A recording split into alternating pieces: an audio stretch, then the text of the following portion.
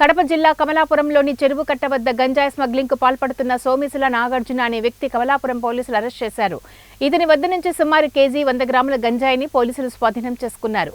ఈ సందర్భంగా కమలాపురం పోలీస్ స్టేషన్లో ఏర్పాటు చేసిన మీడియా సమావేశంలో సిఐ రోషన్ మాట్లాడుతూ గంజాయి నేరస్తుడు చెడు వ్యసనాలకు అలవాటు పడి సులభంగా డబ్బులు సంపాదించడం కోసం గంజాయి స్మగ్లింగ్ కు పాల్పడుతున్నాడని పేర్కొన్నారు.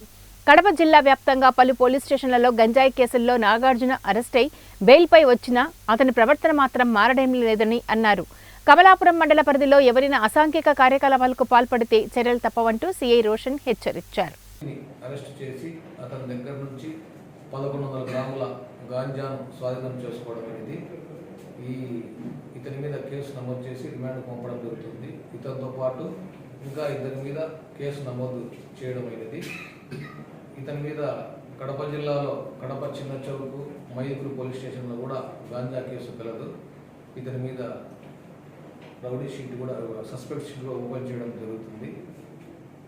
పోలీస్ శాఖ తరఫున ప్రజలకు మనవి ఏమనగా వీళ్ళు ఈ గాంజాను చిన్న చిన్న ప్యాకెట్లుగా చేసి ఒక్కొక్క ప్యాకెట్ను 400-500కు యువతకు అమ్మి వాళ్ళ మత్తులో ఉండే విధంగా చేయడానికి వీళ్ళు దీన్ని వాడుతూ ఉన్నారు.